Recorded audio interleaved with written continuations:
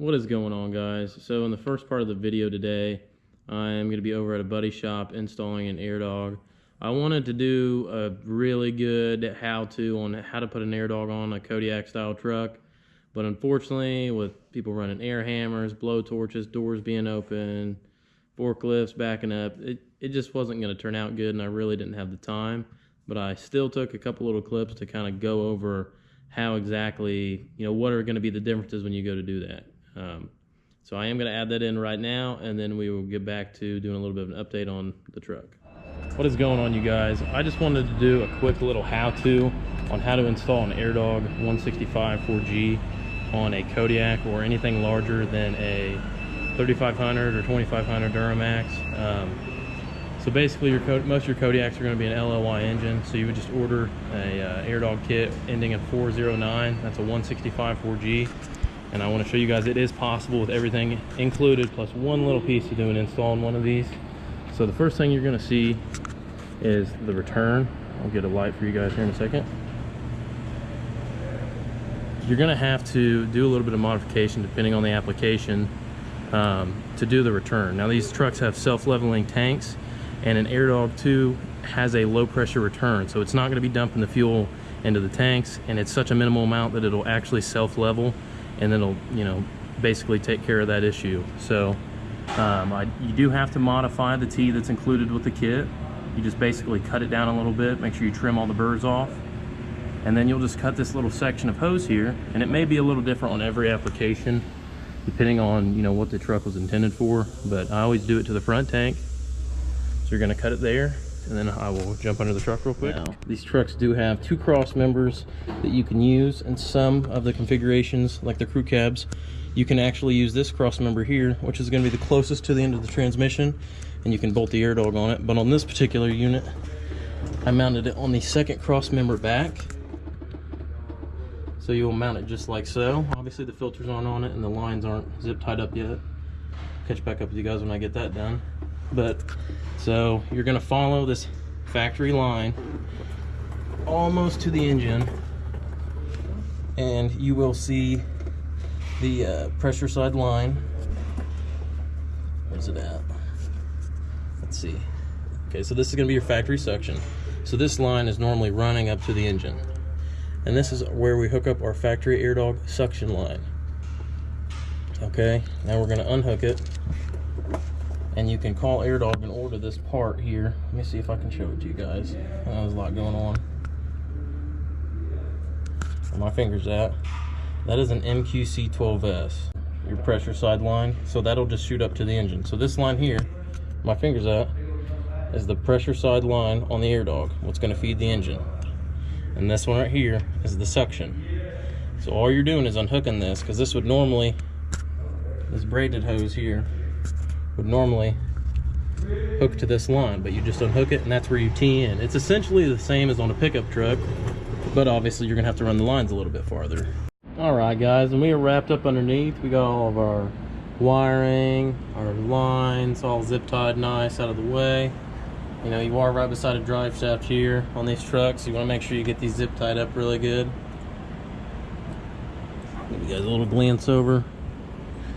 So yeah, basically the how you're going to tee in and actually pull your fuel from the tank is where a lot of confusion is here. But it's honestly, it's super easy to put these on these trucks.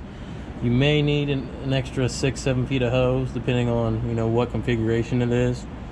Other than that, it's a pretty straightforward process, just like a pickup truck. And the wiring on these is actually going to be the same as if you were to do it on a pickup truck. You just have positive, negative, key on ignition source, boom, you're done. Obviously the optional low pressure indicator light kit is there if you like.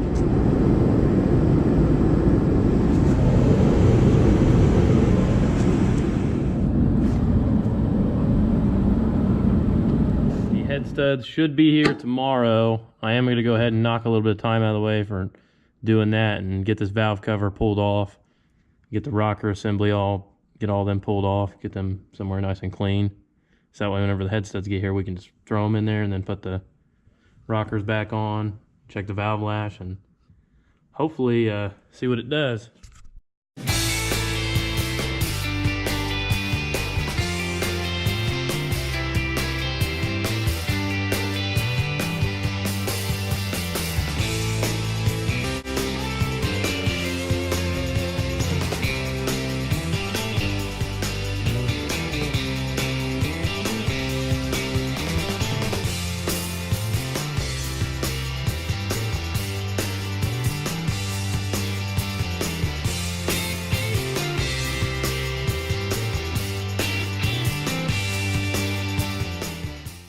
The 90-degree S400 outlet elbow came in.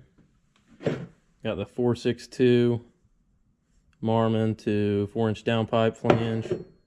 So yeah, we are going to put a downpipe back on the truck. The hood stack's getting taken off. There's the S300 that came off the truck. We got his, this is the old manifold. I was using the salamander to take the studs out of it. Worked great, not really, but I didn't have a torch, so I had to make do with what I had.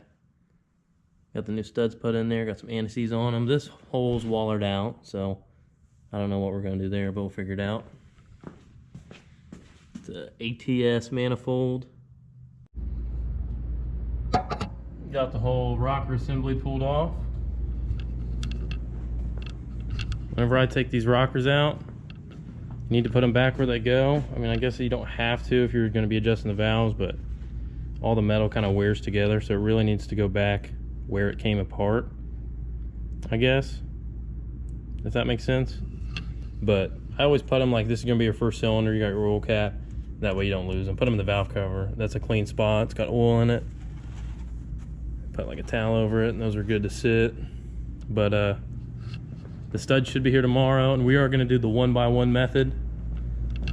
So you basically start, I think you start somewhere in here in the middle, you pull it out, and then you put your stud in, your ARP stud in, put their special grease on it, and torque it to spec, and you just do them one at a time. And then when we get done, I think we're going to run them up another 10 or 15 pounds over what they say to, and then we'll go through and adjust the valve lash. I did find out this is a 75/96 125. He did get another exhaust housing for it, but it didn't fit, so we're just going to put this how it is set up. We're going to put it on and see how it drives. This is a very, very large exhaust housing. I don't know how it's going to spool, if it will at all, but hey, we're going to try it, and then if it doesn't, he'd probably just sell it and get a smaller turbo. That is going to be the end of the video. Not a whole lot really going on, but I do want to keep you guys updated. I really wish I could have put that Kodiak installation. I really wish I could have made a good video out of that, but it is what it is. I mean, there's a lot going on there, and I had very little time, so I still was able to get my point across for anyone that ever comes across something like that. Make sure you guys hit that like button, subscribe, turn notifications on. I'll see you guys on the next one.